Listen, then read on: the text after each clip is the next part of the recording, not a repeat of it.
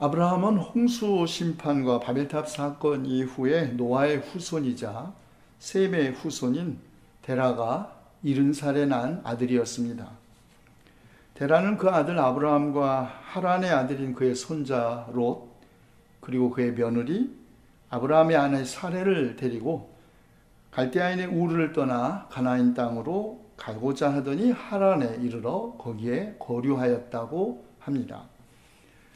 셈에서 아브라함에 이르는 일련의 이런 족장들의 이름들은 사람들의 이름이면서 동시에 북서 메소포타미아와 북시리아의 도시 지명들을 반영하는 것으로 알려져 있었습니다. 하란도 마찬가지입니다.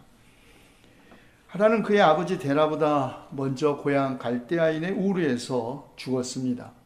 하란은 달의 신의 제2장소로서 당시 널리 알려져 있었던 지역입니다. 이 도시들은 기원전 2000년 말때 아람인들이 이주해 들어갔던 지역들인데, 유프라데스강 하류에 있는 우르도 기원전 4000년 전부터 문화의 중심지였습니다.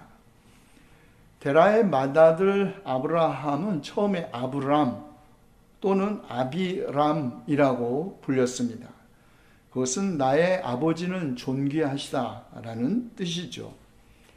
아브라함의 아내 사레, 뜻은 왕후라는 뜻입니다.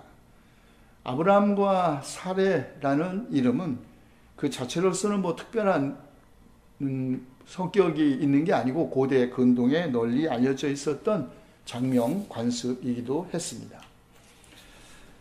갈대아인들의 우리에서 아브라함이 살고 있을 때 하나님께서 아브라함에게 내 고향과 친척과 아비의 집을 떠나 내가 장차 내게 보여줄 땅으로 가라고 말씀하십니다. 하나님의 약속은 그 모든 것으로부터 철저하게 떠나라는 요구와 함께 시작된 것이죠. 우선 우리를 놀라게 하는 것은 왜 이런 하나님의 선택이 함이나 야벳이 아니라 셈에게, 그리고 또 그 세 민족 가운데서도 아르박삿, 그리고 그 아르박삿의 후손 가운데서도 아브라함이라는 인물에게 내려졌는지 성경은 아무런 해명을 하고 있지 않다는 것입니다. 우리가 후에 다시 살펴보겠지만 아브라함이라는 인물의 삶에서 우리는 어떤 신앙인의 혹은 또 영적인 신앙인의 모습을 찾아볼 수 없기 때문입니다. 그래서 더더욱 왜 하나님께서 아브라함 같은 그런 인물을 선택하셨는지 이해하기 어려운 것이죠. 그러나 이것은 구원의 주체는 철저하게 하나님 자신이지 인간이 아니라는 것을 의미합니다. 하나님의 구원사는 하나님을 찾는 인간의 역사가 아니라 인간을 찾는 하나님의 역사라는 것이죠. 자, 아브라함은 이제 그의 고향과 친척과 아비의 집을 떠나야 했습니다. 고향, 그 땅과 친척과 아비의 집은 한 인간의 생존을 보장하는 가장 중요한 자연적 기반입니다. 그런데 아브라함은 이 모든 기반을 버려야 했습니다. 그리고 그에 대한 보상, 하나님께서 장차 보여줄 땅에 대한 약속도 큰 민족이 되게 하겠다는 하나님의 약속뿐입니다. 보여줄 땅, 약속은 아직 현실이 아니죠. 이 땅에 대해서 아브라함이 알고 있는 것은 하나님께서 그 땅을 그에게 보여주시려고 한다는 것뿐, 또 그의 아내 사레도 아직 출산을 못하고 있다는 것입니다. 그럼에도 불구하고 성경은 이 아브라함이 야훼 말씀을 듣고 따라갔다 아주 간단하게 보도합니다. 그의 나이 75살이었지요. 이방이었던 조상들이 어렵게 정착했던 땅에서 아브라함은 또다시 이방인의 땅으로 들어가야 했습니다. 알 수 없고 불안한 미래, 그러나 전적으로 하나님의 손 안에 있는 특별한 길로 자신이 인도되고 있다는 것을 그가 알았기 때문일까요? 또다시 우리를 놀라게 하는 것은 아브라함에게 주어진 약속이 아브라함 개인이나 그의 부족을 훨씬 넘어서는 것이라는 뜻입니다. 야훼의 구원 계획에 의해 아브라함에게 지상의 모든 족속들을 위한 축복의 매개자라는 역할이 주어진 것입니다. 아브라함은 그의 아내 사레와 조카 롯과 하란에서 모은 모든 소유와 얻은 사람들을 이끌고 가나안 땅으로 가려고 떠났고, 그 이후의 일은 우리 모두 다 잘 알고 있습니다. 아브라함은 이제 세겜 땅 모레에 도착합니다. 그곳에 있는 상수리 나무 옆에 제단을 쌓고 그가 점차 남방으로 옮겨 갔다고 성경은 증언합니다. 세겜이라는 지역은 이집트의 파라오 세소스트리 3세가 이미 언급한 도시라는 점에서 가나안의 가장 오래된 도시 중에 하나였으리라고 추측합니다. 그리고 상수리 나무는 이른바 신탁의 트레빈 나무로 알려져 있는데, 이 나무는 가나안 제2 장소의 중심이었습니다. 우리말로 상수리나무로 번역된 이 트레빈 나무는 참나무과에 속하는 낙엽화렵수의 총칭입니다. 성경에 수없이 등장하는 상수리나무는 참나무의 일종으로 도토리가 열린다고 해서 우리는 흔히 도토리나무라고 하죠. 성경식물학자들은 상수리나무라고 번역된 이 나무는 참나무나 트레빈 나무로 번역되어야 하는 것이 맞다고 합니다. 그런데 우리말 성경에 상수리나무로 번역한 것은 중국어 성경을 따랐기 때문입니다. 참나무류는 성경시대의 수목식생의 구하를 차지하리만치 아주 널리 퍼져 있던 나무였습니다.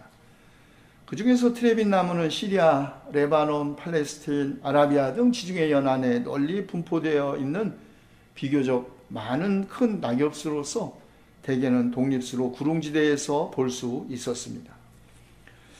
그런데 창세기 18장에 의하면 하나님께서 마므레의 상수리 나무에서 아브라함에게 새 천사를 보내 그에게 아들을 낳을 것을 예고해 주었다는 기사가 있습니다.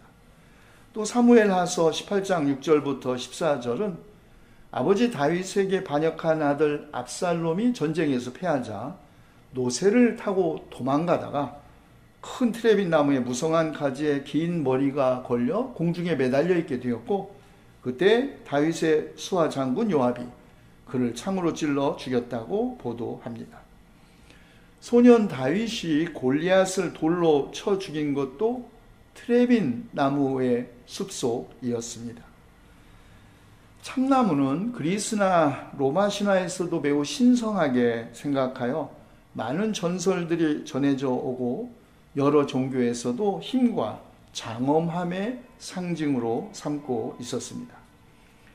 그런데 아브라함이 야훼께 처음 제단을 쌓은 곳, 바로 트레빈 참나무는 이교도들의 성소였습니다. 아브라함은 이교도들이 신성하게 여기는 이 도토리나무를 잘라 없애고 그 위에 야훼 하나님을 위한 제단을 만들지 않았습니다. 그는 참으로 겸손하게 그 참나무 옆에 하나님을 위한 제단을 쌓음으로써 그가 들어간 가나안의 이교적 전통과 공생의 길을 간 것이죠. 그런데 그때 땅에 기근이 들었습니다. 아브라함은 곧바로 애굽으로 가족과 함께 피난길에 오릅니다. 이것은 아브라함이 하나님의 약속을 그 근본에서는 믿지 못하고 있었다는 것을 보여줍니다. 하나님이 보여주신 약속의 땅임에도 불구하고 아브라함은 기근을 피해 애굽으로 피난을 간 것이죠. 그는 신앙의 사람이 아니라 오히려 의심이 많은 사람이었습니다.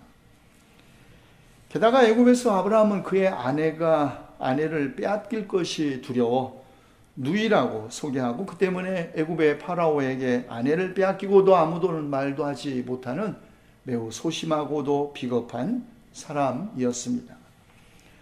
그런데 이런 일은 아브라함이 가데스와 술 사이에 그랄에 거류할 때도 반복됩니다. 그랄 왕 아비멜렉이 그의 아내 사레를 데려갔을 때에도 하나님을 믿지 않는 그랄 사람들에게 자기가 죽임을 당할까 두려워 사레를 내주기도 했죠. 또 자기 조카 롯과 헤어질 때에도 아브라함은 목자끼리 다투게 하지 말자고 제안하면서 롯이 좌하면 그는 우하고 롯이 우하면 그는 좌하겠다고 말합니다. 좋게 보면 양보의 미덕을 갖추었다고 할 수 있지만 부족의 족장으로서는 자신의 권위를 스스로 포기하는 것으로도 보입니다. 아기를 출산하지 못하는 사례가 애굽 사람 여종 하갈을 첩으로 주고 하갈이 임신하여 본부인인 사레를 멸시하자 사레는 임신한 하갈을 쫓아냅니다.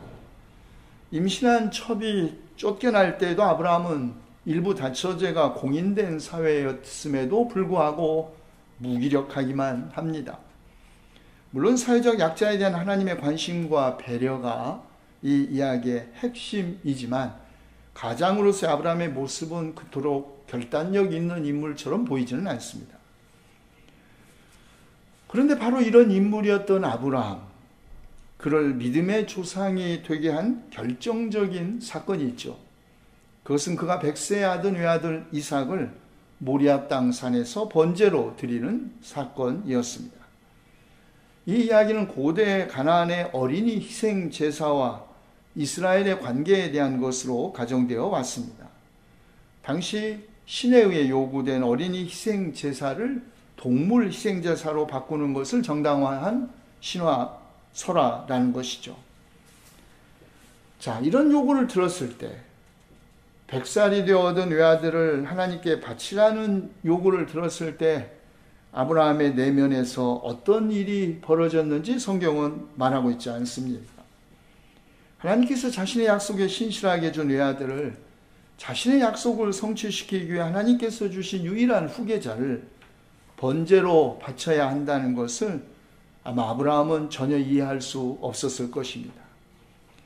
하나님의 부르심 때문에 그의 모든 과거와 현재로부터 떠나야 했던 아브라함, 이제는 그의 미래, 하나님께서 약속하신 그 미래마저 포기해야 하는 상황에 처하게 된 것이죠. 물론 성경은 처음부터 분명하게 이런 요구는 하나님께서 아브라함을 시험하기 위한 것임을 밝힙니다. 사람의 신앙과 그 충실성을 알아보기 위해서 하나님께서 교육적인 시험을 내리신다는 것은 그렇게 새로운 일은 아닙니다. 그러나 여기에서의 시험은 도저히 이해할 수도 없을 뿐만 아니라 참으로 냉혹하다는 것입니다. 자, 그런데 우리를 놀라게 하는 것은 성경이 이런 상황에 처한 아브라함의 내면적 갈등을 전혀 보여주고 있지 않다는 것입니다. 아브라함은 일찍 일어나 3일 동안 길을 가죠. 그의 복종은 매우 확실했고 일시적인 동요도 없는 것처럼 보입니다. 목적지에 도달할 때까지 그는 침묵합니다. 그리고 목적지에 이르러서도 아무런 말 없이 행동합니다. 그리고 우리는 이 잔혹한 이야기의 결과를 잘 알고 있죠. 아브라함이 이삭을 막 죽이려고 했을 때 하나님의 사자가 하늘로부터 그를 불러 막습니다. 그리고 네가 내 아들 독자까지 내게 아끼지 아니하였으니 내가 이제야 내가 하나님을 경외하는 줄을 아노라 말합니다. 그리고 이삭 대신에 수풀에 뿔이 걸려있던 순양을 아들 대신에 제물로 바치죠.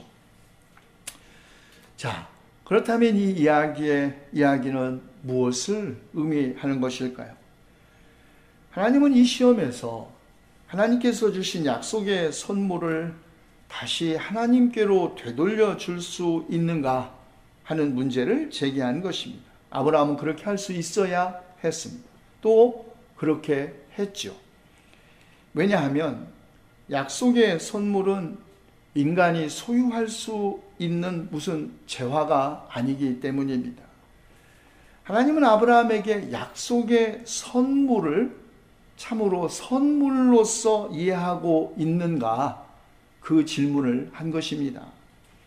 이 이야기를 읽고 전승했던 후대의 이스라엘 민족은 다른 민족들처럼 역사 속에서 자신의 존재 근거를 자신의 권리 주장에서 찾지 않고 자신의 자유로운 역사 의지에 의해 이삭을 살게 하셨던 하나님의 뜻에서만 찾았던 것입니다. 후대의 전승에 따르면 아브라함이 돌아온 다음 이 사건에 대하여 들은 그의 아내 사레가 6차례 큰 소리를 지르고 죽었다고 합니다. 얼마나 큰 충격을 받았으면 그랬을까요? 사레는 127살에 가나안 땅 헤브론 곧 기랏 야르바에서 죽었고, 해쪽 속인 에브론의 소유인 밭과 굴을 사은 400세겔에 주고 산 아브라함이 마므레 앞 막벨라 밭굴에 장사했다고 합니다. 그리고 아브라함도 175세에 죽어 자기의 열조에게 돌아갔는데, 그의 아들들인 이삭과 이스마엘이 사레가 매장된 막벨라 밭굴에 그를 장사합니다. 우리는 지금까지 아브라함이라는 인물의 파란만장을 살펴보았습니다. 그렇다면 우리는 아브라함에게서 무엇을 배울 수 있을까요? 우리가 아는 대로 아브라함은 세계의 3대 종교, 유대교, 그리스도교, 그리고 이슬람이 믿음의 아버지로 고백하는 인물입니다. 아브라함을 믿음의 아버지로 경외하는 사람들은 마치 하늘의 별처럼 그렇게 많습니다. 유대인들은 하나님이 아브라함과 계약을 맺으셨고 그에게 땅을 약속했다고 믿습니다. 그래서 거의 4,000년이 지난 지금도 이 약속을 증거로 이스라엘 땅이 자기 것이라고 주장합니다. 그러나 무슬림들도 아브라함을 그들의 믿음의 조상으로 생각하죠. 무슬림인 아랍인들은 그들이 아브라함의 첫째 아들 이스마엘의 후손이라고 생각합니다. 아브라함 자신이 메카에 성전을 지었고 대순례 기간에 모든 무슬림들이 지나가는 카바의 한쪽 구석에 있는 돌도 아브라함이 세운 성전에서 유래한 것이라고 믿고 있습니다. 그렇다면 그리스도교는 어떻습니까? 그리스도교 역사상 위대한 선교사였던 사도 바울과 16세기 유럽의 종교개혁자들은 그리스도인들의 아브라함처럼 믿음의 사람이 되어야 한다고 주장했습니다. 또 오직 믿음으로만 구원 얻을 수 있다는 확신이 그리스도교를 다른 많은 종교들로부터 구별합니다. 그러나 인류의 3대 종교가 모두 믿음의 조상이라고 고백하는 아브라함의 삶, 우리가 살펴보았듯이 결코 그의 삶을 통하여 우리가 믿음이 무엇인지를 알 수 있을 만큼 그렇게 빛나는 삶을 산 인물은 아니었습니다. 그의 삶에는 짙은 어둠의 시기가 있었죠. 가나안 땅에 들어간 후 가뭄에 들자 재빨리 그곳을 떠난 이야기. 하나님이 약속하신 땅에서 하나님의 약속을 의심했기 때문입니다. 그가 가나안을 그렇게 일찍 떠난 것은 그의 불신앙의 표징입니다. 의심이 많고 하나님의 약속을 회의하는 사람이었죠. 그럼에도 불구하고 왜 인류의 3대 종교들은 아브라함을 믿음의 조상으로 고백하는 것일까요? 그의 인격의 비밀은 그가 남보다 더욱 경건한 삶을 살았다거나 그가 더 남보다 도덕적이거나 종교적으로 영웅적인 혹은 초인처럼 모든 평범한 사람을 능가했다는 데 있지 않습니다. 아브라함의 인격의 비밀은 그가 그의 삶의 결정적인 순간에 하나님의 약속을 신뢰했다는 데 있습니다. 그렇습니다. 믿음은 선물이라고 그랬죠? 선물은 주는 사람의 의지에 달린 것이지 내 것이 아닙니다. 그런 것처럼 믿음도 우리가 소유할 수 있는 것이나 한번 가지면 영원히 변하지 않는 것이 아닙니다. 믿음은 매 순간 하나님의 사랑으로 응답하는 것입니다. 믿음은 또한 우리 안에 있는 특별한 능력이나 잠재력이 아닙니다. 그렇다면 우리의 능력이나 잠재력이 없어지면 믿음도 없어지겠죠. 믿음은 선물입니다. 선물은 주고 싶은 분의 마음에 달린 것이죠. 믿음은 하나님께서 우리에게 주실 때에만 우리와 함께 있는 것입니다.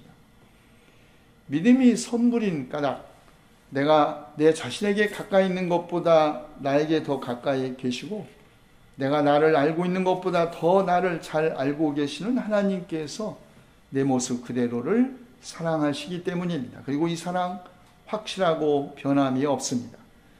까닭은 하나님 자신이 바로 이 사랑을 유지하시기 때문입니다.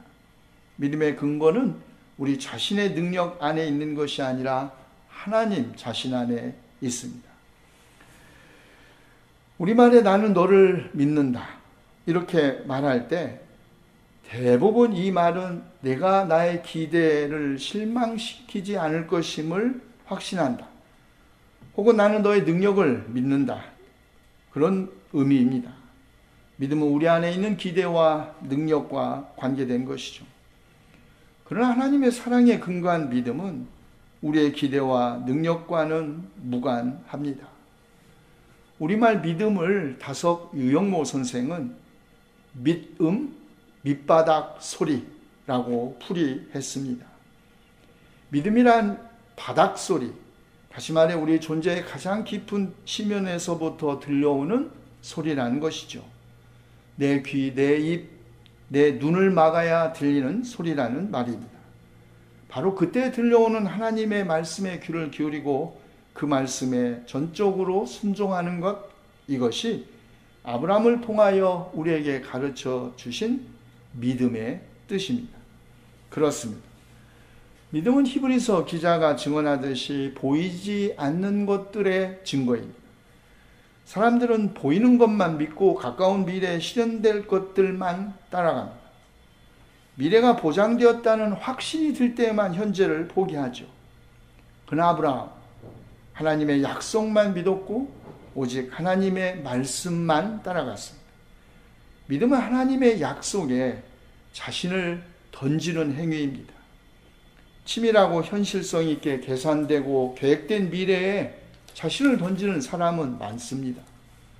그러나 전적으로 열려있고 그 무엇으로도 예측할 수 없는 희망과 절망, 기대와 실망, 환희와 좌절의 가능성이 교차하는 불확실성의 한복판에 자신을 던지는 일은 쉬운 일도 또 누구나 할 수 있는 일도 아닙니다. 건곤일척이라는 말이 있죠. 하늘과 땅을 걸고, 즉 결과를 오직 하늘에 맡기고 승패와 명운을 걸어 마지막으로 거는 승부를 건곤일척이라고 합니다. 우리가 아는 대로 홍구광을 사이에 두고 휴전했다가 마지막 전쟁에서 항우를 물리치고 천하를 통일한 유방을 노래한 당나라 최고의 문장가 한유가 기원전 203년에 쓴 과홍구라는 칠언절구에 나오는 말입니다. 유방에게 건곤일척은 천하통일을 위해 항우에게 던진 승부수였죠. 그러나 아브라함에게 건곤일척은 인간이 하나님에게 건 승부수이자 동시에 하나님께서 인간에게 건 승부수였습니다. 과연 아브라함은 하나님의 약속, 후손들이 하늘의 별처럼 바닷가의 모래처럼 많게 될 것이라는 하나님의 약속을 믿고 100세에 겨우 얻은 유일한 아들 이삭을 제물로 바칠 수 있을 것인가? 아니면 하나님의 명령을 거부할 것인가? 건곤일척의 기로에 있었습니다. 그러나 사정은 하나님께도 마찬가지였습니다. 만약 아브라함이 하나님의 명령을 순종하지 않는다면 하나님은 스스로 선택하셨던 아브라함을 포기하고 자신의 약속을 실현하실 수 없을 것이기 때문입니다. 이제 하나님께서 건곤일척의 승부수를 던지시게 된 것입니다. 신앙은 자신의 모든 것을 건 승부수입니다. 하나님은 아브라함에게 자신의 이름을 걸었고 아브라함은 하나님에게 자신의 믿음을 걸었습니다.